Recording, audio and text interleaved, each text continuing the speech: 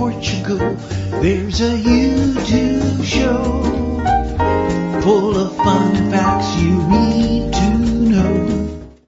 Hola, bom dia, alegria. Munson here with a Good Morning Portugal show. The live stream, the podcast, the Portugal Club. Yes, over on School, where they have just introduced native live streaming. So that's going to... I've got a plan to make the Portugal Club absolutely free. And I thank everybody for their support. And the Portugal Club was the major perk of becoming a supporter of the Good Morning Portugal show and endeavour. And I think I'll make some of the courses, the classroom, learning Portuguese, finding out about Portuguese music.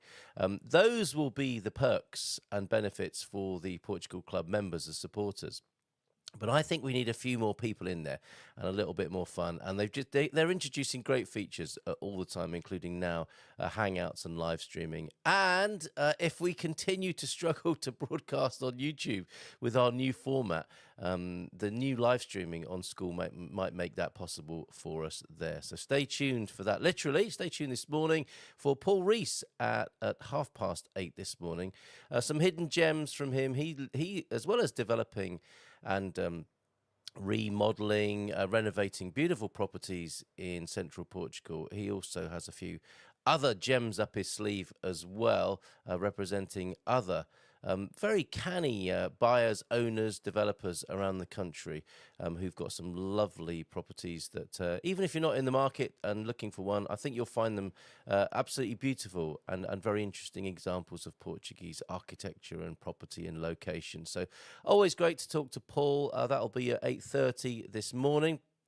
And until then, music chosen by you. And it turns out that we lost another musical legend over the weekend. This time, not somebody who I know a lot about. I know the music. I grew up with the music.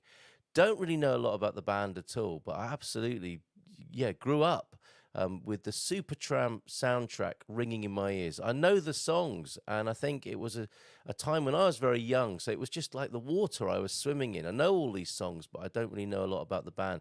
I hadn't become nerdy or geeky about music or the people behind the music. It was just on the radio in what you might think of as the golden age, perhaps, of popular music.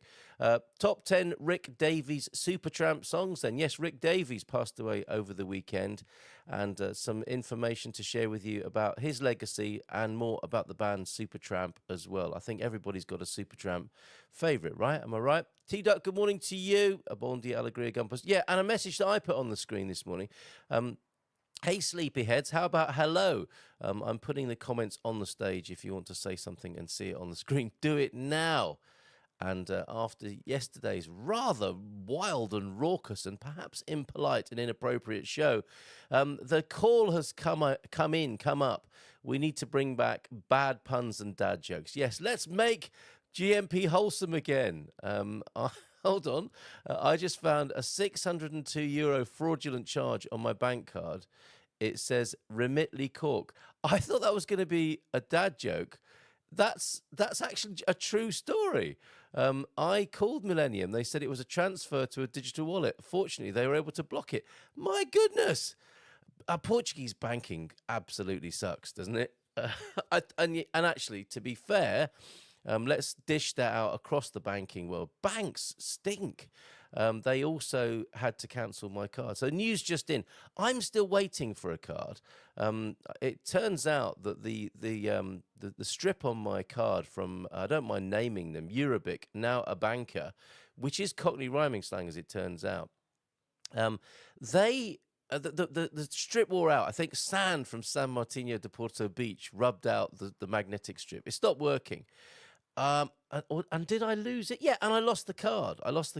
So I cancelled it online thinking that we're in the 21st century. I can just turn it off for a moment. But no, it completely killed the card. And then I found the card, but the card wouldn't work anyway. So, okay, I order a new one online. It doesn't arrive. Recently in Korea, where I opened must have been 2 months ago now, but recently in Korea, in the last couple of weeks, I went into not Korea, north or south, but Kuria in Portugal, Curia. I was in the bank headquarters, or the bank where I opened my account. not the HQ, not the corporate HQ, but oh my goodness, I had a dream about a corporate HQ last night. Just reminded me. Anyway, I won't go there because that was so bizarre earlier this morning before Mrs. M, thankfully in many ways, awoke me with a cup of tea. Anyway, back to the bank card. Went into what was my local branch where I opened the account.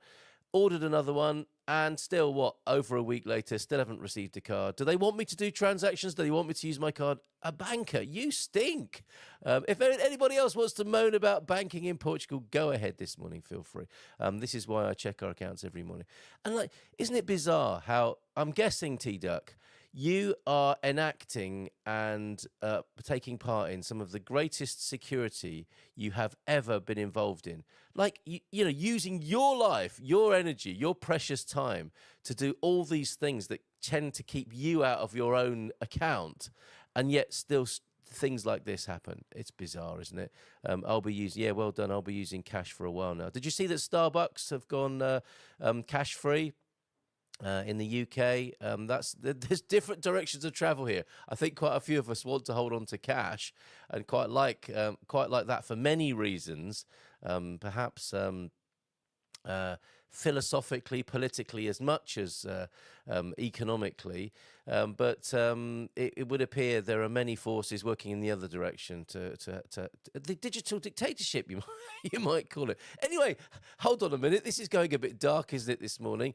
Reminds me, I've got a great song to play as well from Gary, who I met last night. Gary, who I knew, but I bumped into him last night because of some very interesting circumstances that I'll tell you about later.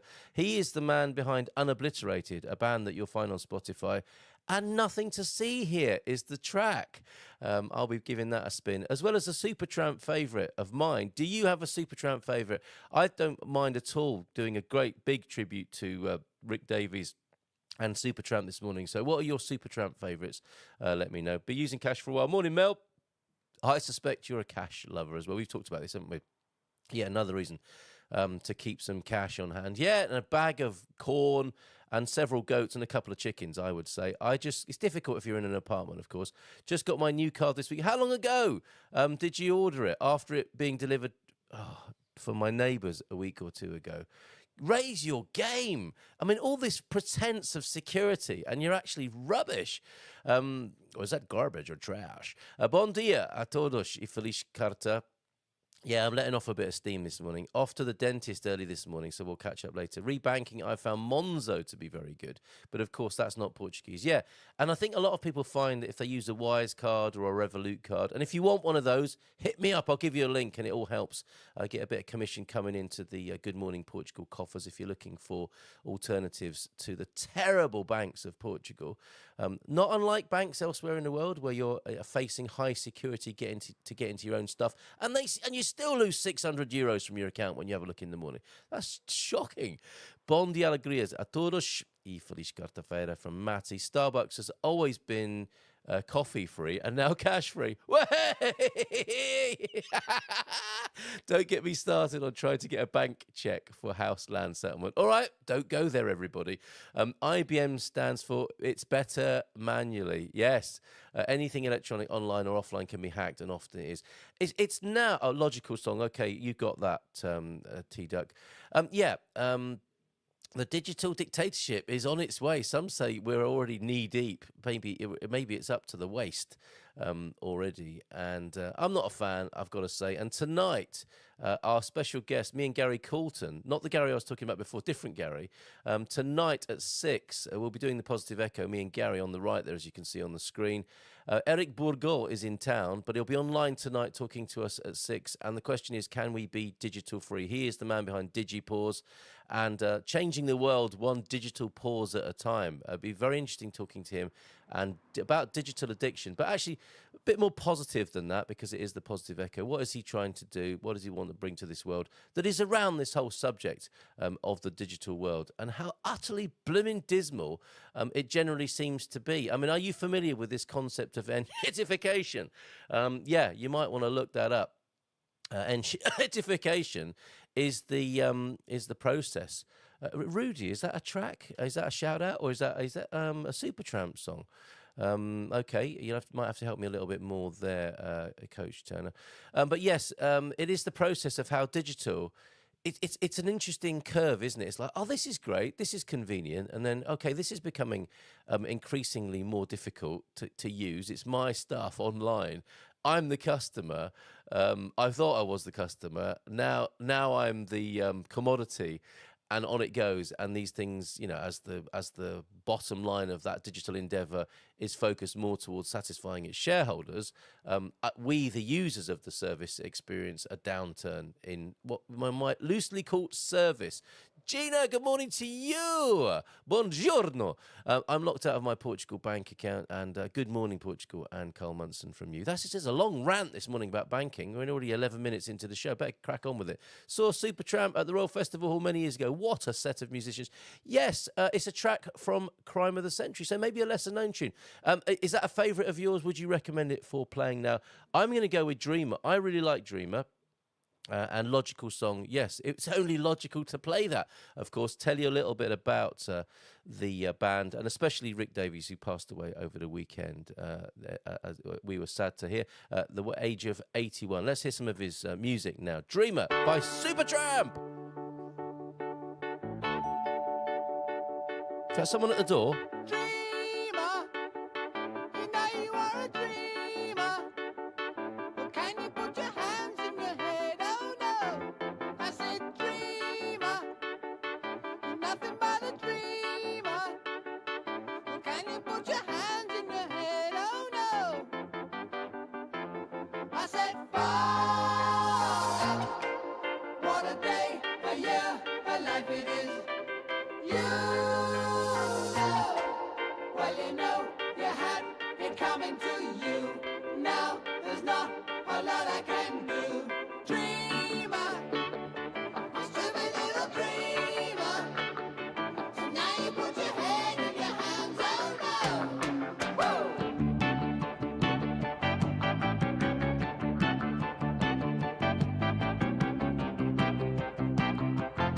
I said what a day, a year, a life it is.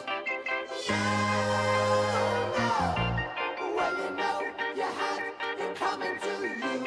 Now there's not a lot I can do.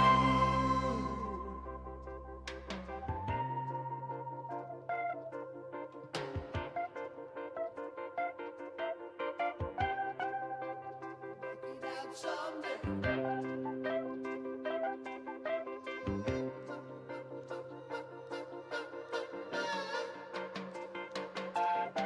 If I could see something, you can see anything you want, boy. If I could be someone, you can be anyone, celebrate, boy. Well, if I could do something, you can do something. If I could do anything, can you do something out of this world?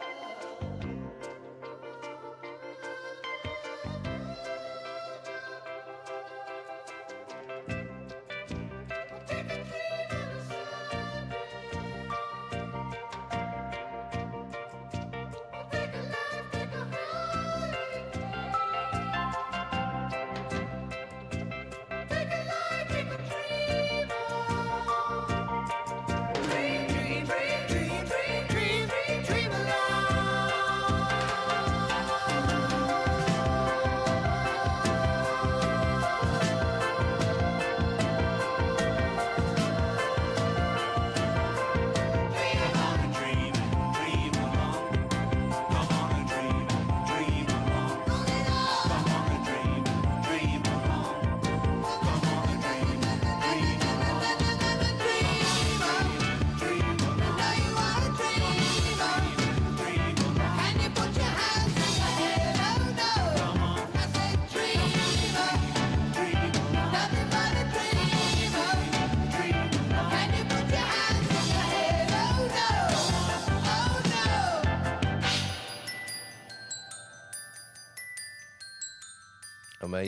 Amazing. Yeah, and it was when musicians, I guess, were being a little bit more adventurous and bringing in some different things. I guess your Beatles started that, but there was definitely a wave of that in the 70s, wasn't it? When those massive recording studios with their incredible desks and experimental producers and, I don't know, all sorts of influences. The sort of influences that we had on the show yesterday were coming into music and creating something very different like that that would eventually, ultimately make it into the charts. So there you go, starting with Dreamer, our Supertramp tribute this morning after the passing of Rick Davies. I'll tell you a little bit about him in just a moment, but I'll leave the question hanging there. Why Supertramp? Why were they called Supertramp in the first place? I'll come back to the Portuguese citizenship test question of the day. Another fairly easy one, and as I promised, they will get harder. But let me, as the actress said to the bishop, let me bring onto the stage this information from AOL, as it turns out. AOL, I don't suppose they're providing internet to anybody anymore, but it seems that they are providing content on the internet, and this I'm grateful to them for. Top 10 Rick Davies Supertramp songs. And you can go to the usual suspects of reporting, Rolling Stone, you know, it could be a music mag, it could be one of the newspapers. But I found this quite interesting. Interesting in the first place to see that AOL are still in business, and a little bit of music writing here. This thanks to Gary Graff, who does sound like a music writer who was probably writing about music, or sounds like the sort of person who could have been writing about Supertramp when they were at the height of their career, and wistfully writing about them now. During its first 14 years and 7 studio albums, Supertramp was blessed with 2 very different and distinctive songwriters and lead singers.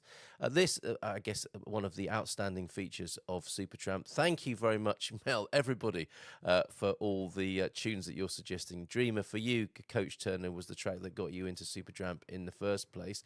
So, yeah, 2 distinctive songwriters and lead singers. There's a little bit of a Fleetwood Mac vibe about that, isn't there? These different influences, different types of people in the lineup. Roger Hodgson was, generally speaking, the hippie seeker, high-minded and hopeful. That's a really nice way to be described, isn't it? High-minded and hopeful. Rick Davies, however, he who passed away last Saturday at the age of 81, was his counterpoint, earthier, grounded, and occasionally grumpier, but in a way that worked in tandem alongside his former bandmate. The British-born Davies, who was living in East Hampton, New York, at the time of his death, is that named after Hampton Court? No, it's just The Way I Walk. Sorry, I shoehorned that in just to be able to say that. Yes, we are back to bad puns and dad jokes. It's a very good suggestion, Joao Ernesto, and I've got more for you when more music is playing. Send those memes in, and I'll pop them up on the screen whilst the music is playing. Was as passionate about R&B, blues and jazz as he was rock and pop, I think that's meant to say there, rather than rock and op, which could be short for opera or operations, but I think it's pop. He started on drums before moving to keyboards and had a college band that included a fledgling Gilbert O'Sullivan in its ranks. Now, if we had time, I would play a Gilbert O'Sullivan. I may have to play Gilbert O'Sullivan tomorrow. He's great. He's a very fine songwriter. And again, the sort of music that would only be made in the 70s, I think, because it was really clever the way that Gilbert O'Sullivan wrote. But more about him tomorrow, should we play him, because this is about Rick Davies today. He and Hodgson, this is Rick Davies we're going back to, met via an ad placed in the Melody Maker. That's AOL don't do a lot of proofreading. Maybe they let Gary Graff just upload his own material without an editor looking at this. He and Hodgson met via an ad Davies placed in Melody Maker. That's how it used to happen back in the day. Retooled the band after its first 2 albums and led it through a classic period that lasted from 1974's Crime of the Century through Famous Last Words in 82 and including quadruple platinum album Breakfast in America in 1979. Davies continued to guide Supertramp after Hodgson's departure in 83, as Rick and Roger were growing older and there was a bit more of a rift between their outlooks. Can you imagine? Saxophonist John Helliwell told UCR, don't know who that is, earlier this year, recording another 4 albums and sporadic touring through 2012. 2015, the planned tour in 2015 was scuttled. A sort of word that often is only used by journalists, scuttled due to Davies' health problems though he performed with his own band, Ricky and the Rockets, as recently as October of 24 on Long Island. His passing, like so many before, provides an opportunity to pause and appreciate the work Davies did, including these 10 Supertramp tracks we deem his best over there at AOL. So let me put the link to that if you want to check that out and see if you agree. We've got our own ideas about that, I think, this morning. So let's play another from Supertramp. And yes, tip our hats, or take our hats off, actually, is the correct thing to do, in the general direction of Rick Davies, who passed away last Saturday at the age of 81. Looking up Rudy, I'm seeing the specials there, of course, as you would, and a message to you, Rudy. No, that's not what we're playing today. I think we're moving on now to the Logical song. Okay, the remastered 2010 version, no less, from Breakfast in America, the aforementioned there. Right, Logical song for you now, and Paul Rees in about 10 minutes, actually. When I was young, it seemed that life was so wonderful, a miracle. Oh, it was beautiful, magical, and all the birds in the trees, well, they be singing so happily, oh joyfully, oh playfully, watching me. But then they sent me away to teach me how to be sensible, logical, oh responsible, practical. And then they showed me a world where I could be so dependable, oh clinical, oh intellectual, cynical. There are times when all the world's asleep, the questions run too deep for such a simple mind. Won't you please tell me what we've learned? I know it sounds absurd, but please tell me who I am.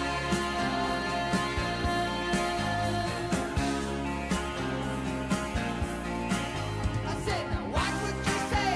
They'll be calling you a radical, a liberal, oh fanatical criminal. Oh, won't you sign up your name? We'd like to be your acceptable, respectable, oh presentable, a vegetable. Oh, take it, yeah.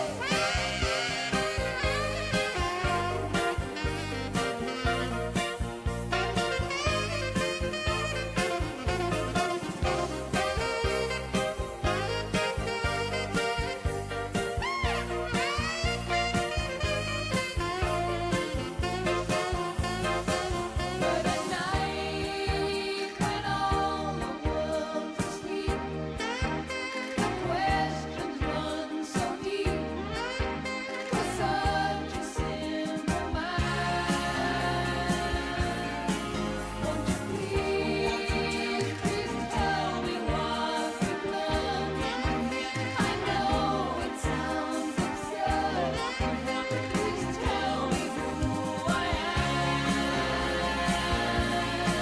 Who I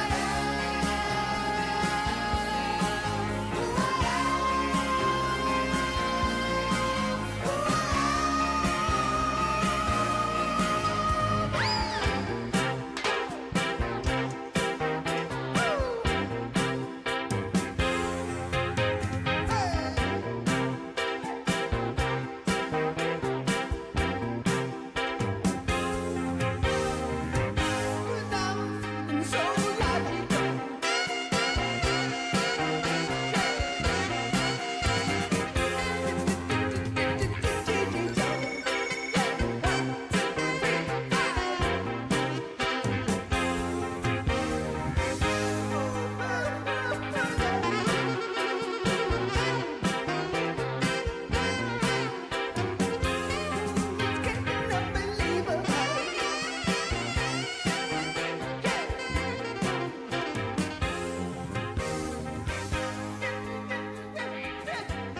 From Breakfast in America, the Logical song there. Amazing. Yes, absolutely, Andero.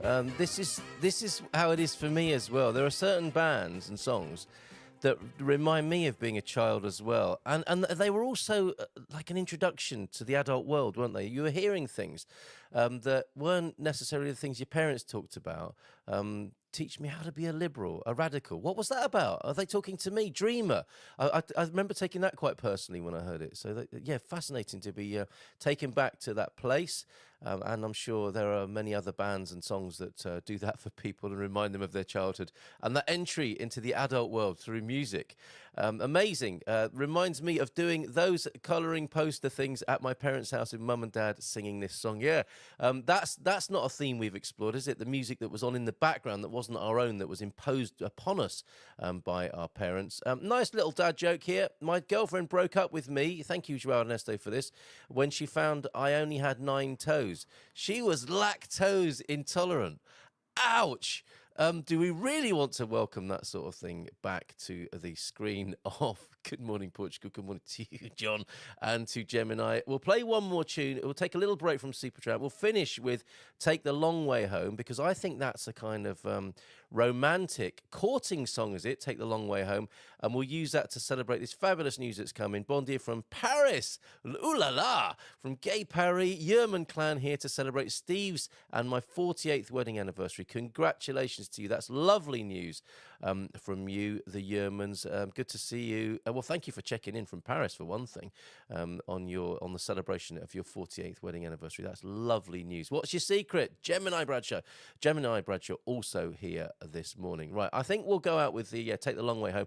I can't play Rudy, Coach Turner. It's 7 minutes long, but I'm sure Coach Turner commends that to you to dig out your Supertramp albums and have a listen to that. Good morning. The Vindima is just around the corner. Yes, harvesting. Start the harvest for the white sparkling on Saturday. Woohoo!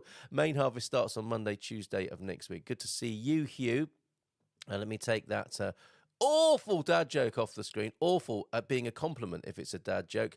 And we'll do the Portuguese citizenship test live with Paul when he joins us. And just time, he'll be with us after this tune from local. Well, he's local to me. He's a foreigner here in Portugal, British bloke, called Unobliterated, with a track called Nothing to See Here, which is a nice connection to my podcast recording live stream this evening at 6. Over to you, Gary, and Unobliterated, Nothing to See Here.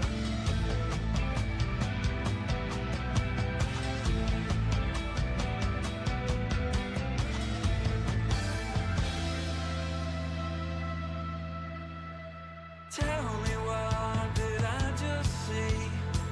This masquerade is bugging me. While dogs are tearing through the room, the gaslight's blinding in the gloom.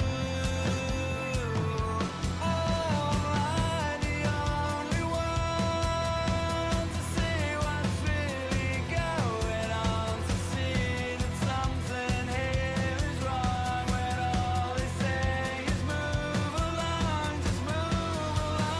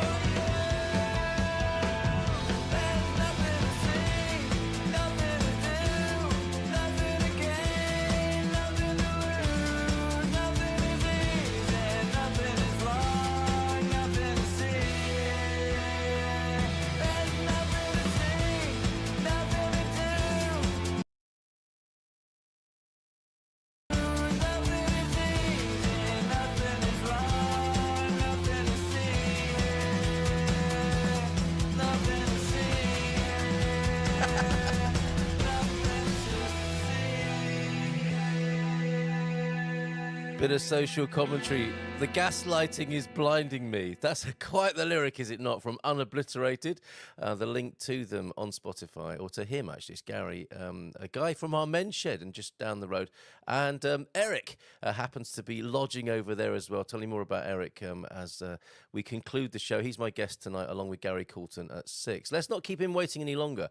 I suspect that Paul may have had his phone on, and that rather raucous music, excuse that little audio change there, that rather raucous music was blaring out in a village square in central Portugal. He'll have the neighbourhood watch on him. Let's give him a nice big round of applause. How was that, Paul, for you walking around with music blaring out of your phone? Bloody excellent. I've told I'm on site, and I've told them to turn off the normal stuff they seem to listen to all day, and Right, okay. listen to a bit of Munson show. Really? Wow. And Okay. Supertramp there said, "Who's that singing?" Oh, really? Wow. Supertramp maybe didn't touch these shores then so much as it did for us in our youth. No, well, if you think that album, I think, came out in '73, so Yeah. none of the kids here were born then. So True, there is that, isn't there? I thought you were going to say that, it wasn't approved listening in 1973. You still had to listen to Fado at the time. Okay. as we were under the blankets listening to Radio Caroline. Yeah, Exactly. Wow. So memories there possibly for you and Supertramp. Did you enjoy that tribute to Rick Davies there this morning? Yeah, absolutely. Yeah, I mean they were always not as successful. I mean, they were successful, but they were never huge. And I think they should have been. And just think how cool it would have been to be able to say, I play the saxophone with Supertramp. I mean, that's got to be the coolest job in the world, isn't it? Yes, and that raspy, logical song sax riff there is great, isn't it? It took me back to my childhood. Absolutely. It's all good stuff. But they were never sort of mega big like the Stones or No. I think they enjoyed bigger success in the States than they did in UK, possibly as well. Yeah, they moved to the States early and broke through. They broke America. Yes. Lots of people try doing that, don't they? Yeah, they do, and they name albums after it, like Rod Stewart, Atlantic Crossing, which was literally his bridge album that broke the States. But, amazing. Big in Japan, big in America. Very good. Where are you? Which garden are you wandering about in, Paul? I'm at the Albergaria de Sao Pedro, the old monk's house in Pedroga Grande. Right. And those are not monks we can hear, are they, in the background? I've answered the question, how many people does it need to build a swimming pool? Men looking into a hole. Fantastic. That's 5 of them. There's one guy here actually doing some work. Yes. Wow. No, but it's something. I was driving around my own town yesterday, and I passed a man on a bicycle who had to stop to look into a construction site hole. What is it about that? Why do men especially like to do that? I don't know. It's the creative process. I like the destruction as well as the rebuilding. Yes. I love demolition. It's just equally satisfying. Yes, to take down a bit of old Latin plaster and see what you can find in there. Well, here has been going back through history, really. Yes. Yes, of course. It's archaeological, isn't it? I'm going to give you full screen just so that we can see what's going on here. Do you want to give us a little tour then of what's happening in this site? Yeah, I mean, I'm in the lounge now. That used to be about 3 different rooms, but we've uncovered little alcoves. Yeah, very nice. That were covered up probably, I don't know, 150 years ago. There were no treasures. There's one there. There's one now in one of the bedrooms here. Yeah. Where we're leaving some exposed walls. Incredible. But there was, they were little, whether they were religious or just something in a bedroom to put a candle on. Let's hope so. To light their way. Yeah. Yes. So this is a good example, actually, this room, because it's another one where originally I was brushing my head on the old wooden ceiling. It's now 5 meters high. Well, may I say, it's already got those rural properties renovation touches, has it not? Yeah, it has. Yeah, inevitably roofs need replacing. Yeah. And this is a big roof. It's a big building, and that gives us the opportunity to go way up and just leave the main rooms with that height, which is impressive when you walk in. Yes. And can I hear in the background a plasterer? That's the familiar sound, one of the sounds and smells you get from a building site, right? Plastering. Sorry, I'll get out the noise. He's Plastering. got his float. He's got his float and trowel Yeah. on the go by the sound of it. It has. Yeah, some listeners might have seen this before. Oh, it's This lovely. is the old detailing over the front door that was from a church that was demolished in 1611. No way. So it's a very, very old building, and it was a bar downstairs. This door was a bar. Yes. And then there was a little shop up the end. There's a shop window. Oh, it's a beauty. It's a beauty. The old shop. It's now amazing. So yeah, absolutely wonderful. All great good stuff. Paul. And it's it's a lot cooler now. So yes, of course. There's a little bit of rain in the air. I've got Mike in Miranda de Corvo complaining that their internet's affected by the rain. It's possible, isn't it? We're strictly on 4G, no fiber by us. Yeah, amazing. Yeah. Yes. The rain has come in, making it easier for your builders there.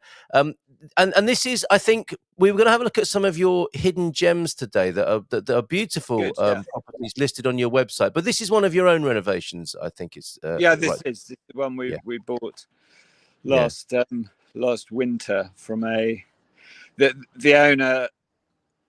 Decided, she lived in Lisbon, and it's a family property. I asked it when we were doing the deed how long the family had owned it, and they sort of looked at each other and said, forever. Yes. And they must have bought it off the church in 1700s, something like that. It's quite extraordinary, the history. So that so the families now across Portugal are reluctantly releasing their properties because they don't often have the money, the will, or the know-how to bring them up to current speed. But they've seen the prices increase.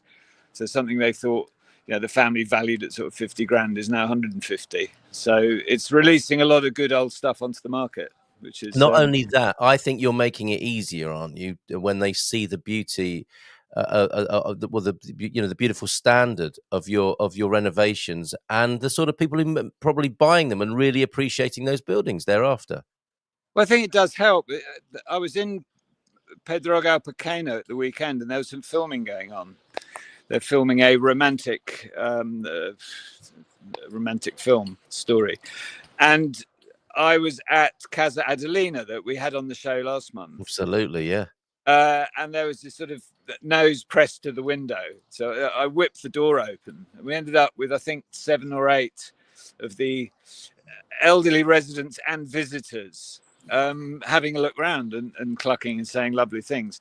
Fantastic. One of which was a lady from Lisbon who is Nurse Adelina's oldest and bestest friend. No way. So we got a load of information from her, and she was nearly in tears looking around. Oh, I remember this, and I remember. Oh, good. Oh, it's so beautiful now. She'd be so pleased. And yes, I was going to ask you. That's what you want to hear, isn't it? She would have loved this. Isn't that fantastic? Yeah. Definitely. Somebody put some flowers on Adelina Petrocinio's grave up at the cemetery the other day, and immediately everyone thought it was me. Oh, really? Such is that sort of connection that we've made between her memory and the house being renovated. It wasn't me. I think it was probably her best friend, actually. Yes, that would make sense. There it is. That's the property in question. Yeah, there. That's the one. Yeah. Absolutely. I'm surprised you haven't sold it yet. Maybe you have, but it's absolutely beautiful. Yeah, it's not sold yet. We've got visits lined up, including a American couple that sound ideal. But I mean, it's been widely advertised and it is still for sale. But we've got viewings coming out. It won't take long. So and modestly priced at 300,000 euros. About 1,500 euros a meter, which is perfectly reasonable for this in this day and age in this market. Yes. And it's very special. It's not run of the mill stuff. And when you say you think people would be perfect. It's because I guess they're on the same wavelength. They're appreciating the standard. They're loving the history. That's the sort of buyer that you're going to attract, I think, for this. Well, I think American buyers love central heating and double glazing, and There is that. a fully functional house where they're not spending ages trying to converse with the plumber. Yes, because of course, as we found out on Friday, we were looking at real estate euphemisms, and historical character could mean a lack of heating and windows, could it not? But not for you. Or historical character to me means howling gale. Yeah. Yes, but not for Adelina. Double glazing and good reliable heating, the sort of thing some people are expecting when they arrive and buy a property here in Portugal. Right, fantastic. We're talking about hidden gems and some of the beauties that you are working with. That's certainly one of them. I do want to talk to you about the Portuguese citizenship test as well. Maybe we can get that out of the way. I'm sure you'll ace this. This is my... Oh, no. What? You putting you on the spot, Paul? You really needn't worry with this question, honestly. Okay, unless of course it is a trick question. Don't get nervous. Don't get nervous. Right, Portuguese number 7 in our test to help people with the forthcoming cultural testing, which I think is inevitable. What is the name of the spicy sausage? Come on, Paul. You're a spicy sausage expert, I've heard. Used in many Portuguese dishes. Is it A, chorizo? Is it B, alheira, which has an interesting story? Is it C, morcella, which I think is the blood sausage? That's the blood sausage. Yeah, it's chorizo. Yeah. Chorizo. There you go. I think you might be right. Yeah, I think so. Okay, all right. Very good. Right, so let's have a look then at some of your other listings before we move on. You're in Pedrogo Grande, is that right? At the moment, yeah. Right, okay. And I'm very interested. I've wondered for a long time what albergaria means. It means hostel, like alberge, doesn't it? It's the equivalent. Auberge de la jeunesse. Yeah. So it was a monk's hospital and overnight monk run overnight stop, because it's near the Roman bridge over the river.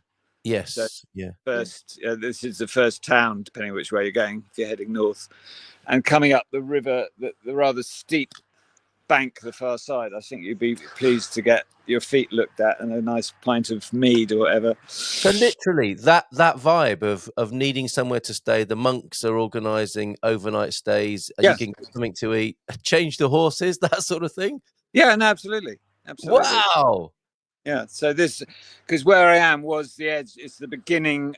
You probably see it's the beginning of the historic centre. So you've got these 3 roads, 1, 2, and 3, Rua Rica, Misericordia, and Outubro, that all meet in Lago de Restauração. And this was the edge of the village. So if you're walking from that direction up from the river, fantastic. The albergaria is pretty much the first building you'd get to. I mean, it was probably surrounded by farmland and grew its own food, etc. to begin with. Incredible. Yeah, it is. Yeah, but I just think it's amazing. The church that they nicked this pediment from above the door was from the old church, and up Rua Misericordia is the new church, and that is 1611. That's incredible. And São Pedro, did you say? Is it now Albergaria de São Pedro? It certainly is, yeah. Good old Saint. And yet you think it might be St. Christopher with the patron saint of travellers, but Peter, I guess, are different. Maybe he was the already installed saint of the village and locality. Well, it was probably St. Peter's Church. Right, okay. Yeah, so very good. Than travelling, it was, I don't know how they picked them, actually, to be honest. But no, that's a question for another time. And yes, Albergaria. Then, if you see that around Portugal, it will have some sort of hostel beginnings. We have an Albergaria de São Pedro where we have our disco and karaoke every month here in San Martinho de Porto. So yeah, that's what that means. Right, let's go to your website, and we're going to scroll through a few of these beauties that Gemini has picked up on here. Some beautiful places in Portugal hidden. You just have to find them. And Paul, you seem to have a knack for it. And given that you found a few, maybe more people are coming to you and saying, could you work with us on this gem that we have as well? Is that what's happening? Yeah, I mean, that's how we got into what I call the third-party properties. Yes, okay, and here they are. People finding us, researching, interviewing, and saying, we like your style. Can you represent our property for us? A lot of them have been through estate agents and have had no luck. Yes. Properties have sat on agent sites for a while. There's been no activity, no social media activity. Yeah. So it was people coming to us. I've never once sort of done outreach. I've never advertised the fact we sell other people's properties.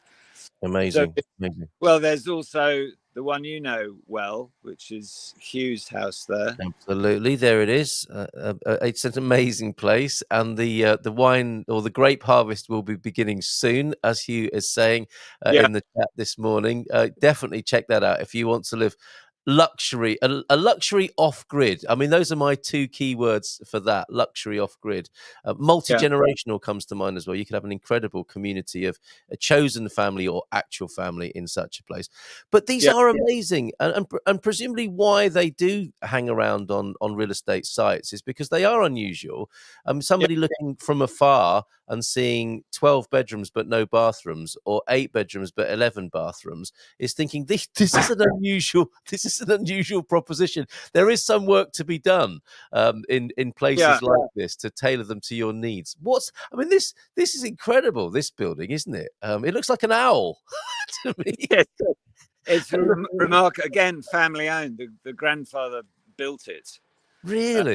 It's family owned. It's half an hour to Porto. So valuation reflects its size and location. And really, it's a building that to renovate that would be a labour of love. It got to be. It would need to be, I suspect that will go to a commercial operator who will take advantage of the land and build additional units. Yeah, look at it. There's a big demand for smaller hotels, but smaller in the hotel world is big to you and I. And that building on its own certainly isn't big enough. You'd need to add at least 30 rooms. Yeah. So, it's a very specific new owner that you're looking for with something like this. This is way up north, and of course Barcelos is where the cockerel comes from, as you can see on the screen next to me there. That's where that cockerel legend comes from. The cockerel of justice, I think, is the story there. And what a fabulous place, and some great footage here of the place. Wonderful. So imposing, and it cuts a dash on the street as you come past as well, I think. Yeah, it does. And it's perfectly positioned for a hotel or head office or whatever. And there are others we've got that already have got outline planning for major development, rather than somebody buying it and wanting to turn it into a house. But they can do either. And then there's one here in Pedroga Grande that has already been done up. It's absolutely perfect. So for the American market, that's fine. I say American market, anyone who wants a key in the door, fully insulated house with photovoltaic, etc., etc. Yes. You've probably seen the new or heard of the new service from Kippertree that is taking only houses that are completely renovated and grade A or B energy certificate.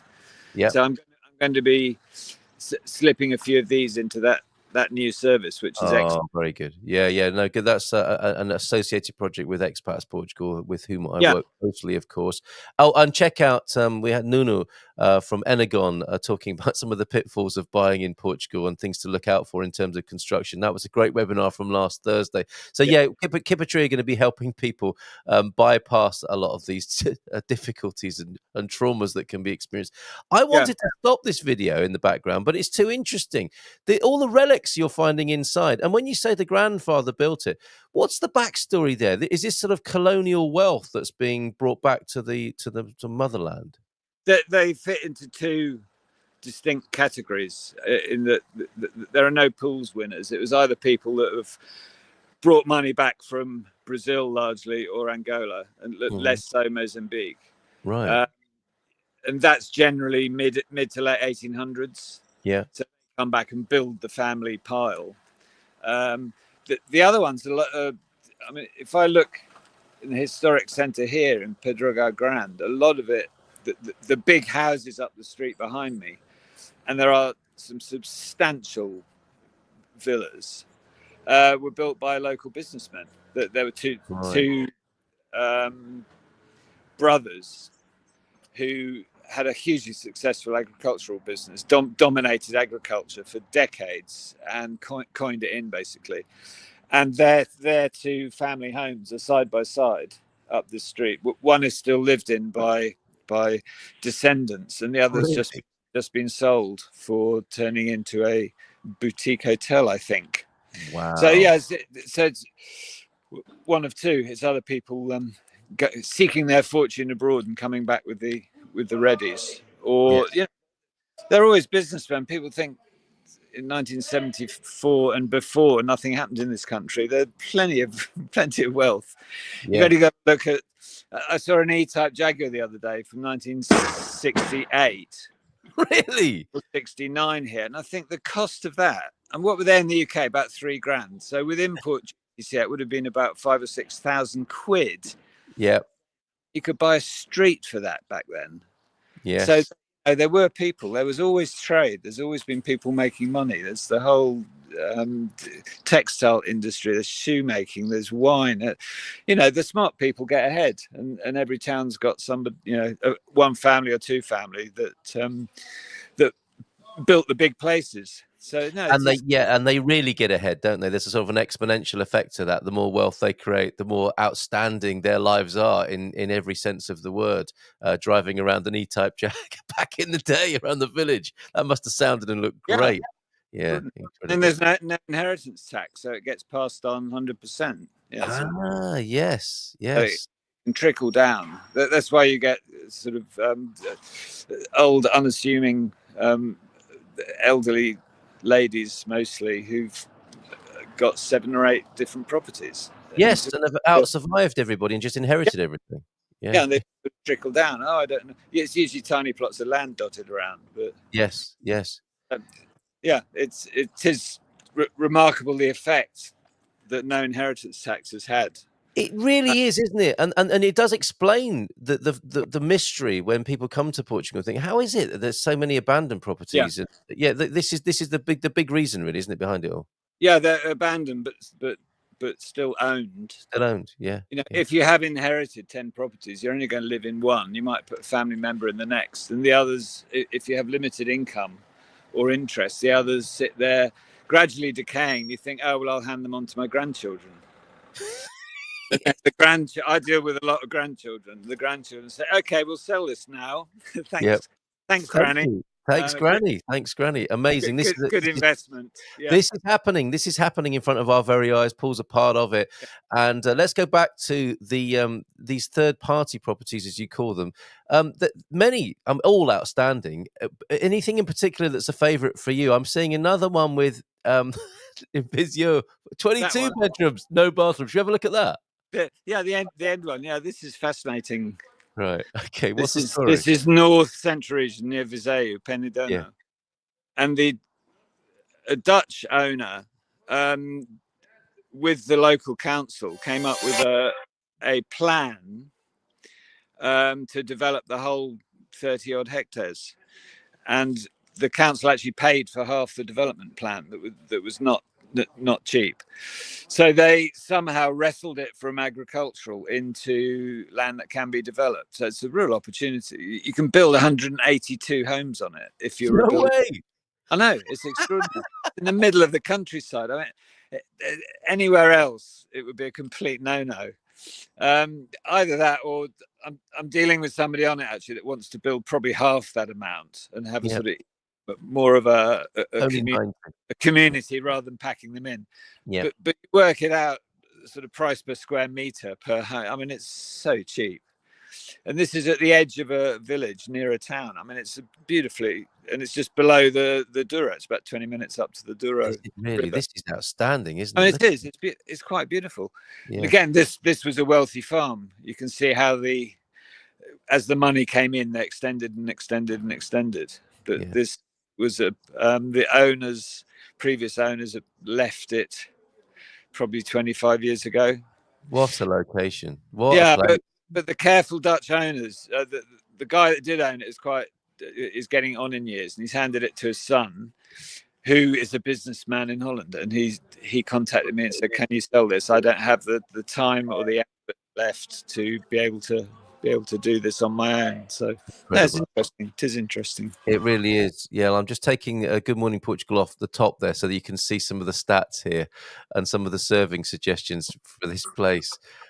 Absolutely incredible. Okay, so that, if you're interested, is Quinta da Retorta, Penadono.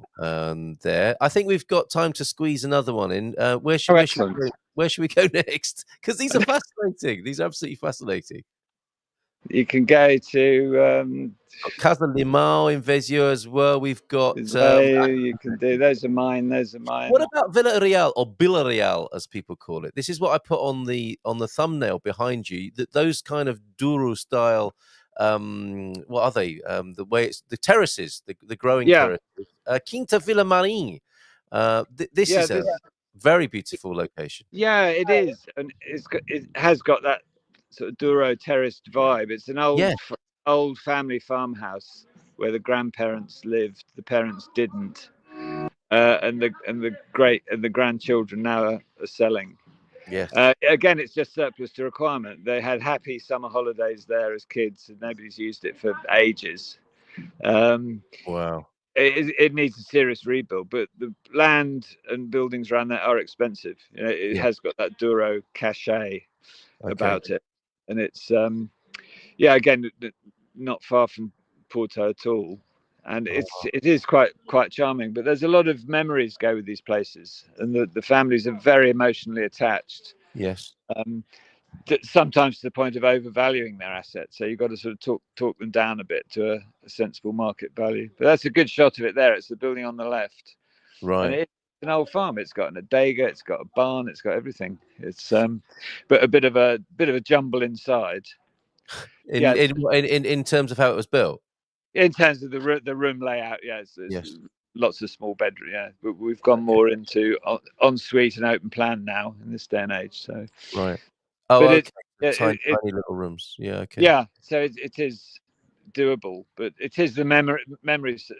Standing there with the granddaughter, who's an international businesswoman. She spends her time in London, Lisbon, and the US, standing there, and she was just saying, "Oh, when I was a kid, when I was little, I remember X, Y, and Z." And all running along this corridor. You can name all the fruit trees and things. It's so different to her current life, but it's still there. It's still part of her history. Wonderful. Okay, I'll put the link to that one, which is, of course, the link to rural-properties.com as well. So what are you up to today? Thank you, Paul. Really great. Always talking to you, learning so much about Portugal, the culture, the history, and seeing all these lovely gems. I think it was the right title, Hidden Gems from Rural Properties, is absolutely right this morning. Stuff. Yes. Yeah. So what are you up to today? Are you going to go back and maybe play a bit more Supertramp to the... I'll certainly make sure the pool team know what they're doing. The pool team. Very reassuring sounds. Very reassuring. It sounds like a building site. Yeah, it does. Yeah. Then I'm down in Serta where we're doing the apartments. So wonderful. I've got just the two teams on today. And then tomorrow I'm in the UK until Sunday. And then next week, I think the temperature goes up again next week. Yes, okay. A San Martino summer, perhaps. Yeah, I think so. Yeah, excellent. To be nice. I'm not a fan of this drizzle. No, refreshing, but after half an hour, we've had enough of that sort of thing. Yeah, exactly. Excellent. Okay. Excellent to see you, Paul. Thank you so much. And we'll all the best. Best regards to your fabulous team there who are making really reassuring noises behind you. Maybe turn up the volume and they can enjoy Take the Long Way Home, which is our celebration of the 48th wedding anniversary of Sarah and Steve. Thanks, Paul. Take care. Bye for now. Bye. Ciao. All right, there he goes. And we're just changing things up here so that we can play Take the Long Way Home in full glorious stereophonic sound. Let me just make sure that's right. And yeah, absolutely. What an amazing achievement. Thank you for sharing that with us this morning. The Yermans, I think Team Yerman celebrating in Gay Paris this morning. So have a beautiful time over there celebrating your 48th wedding anniversary. Of course, you haven't got time to tell us what your secret is this morning.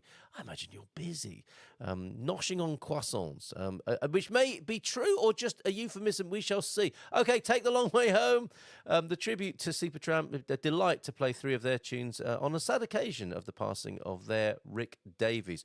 We'll see you tomorrow. Have a great day. Take care. Bye for now. And hopefully the mizzle isn't affecting you too much in your part of Portugal. Take care. Bye for now. Ciao, ciao.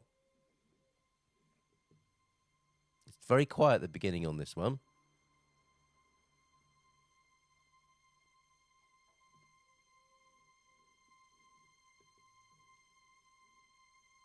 Really quiet and really long.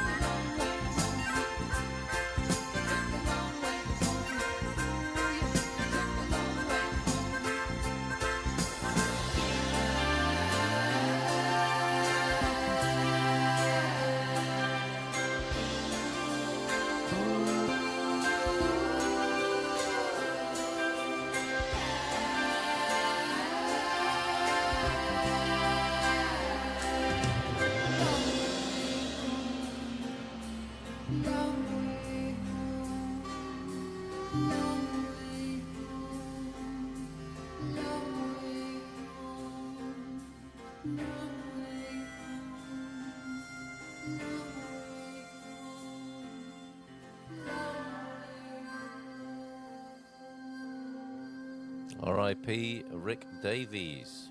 In Portugal, there's a YouTube show full of fun facts you need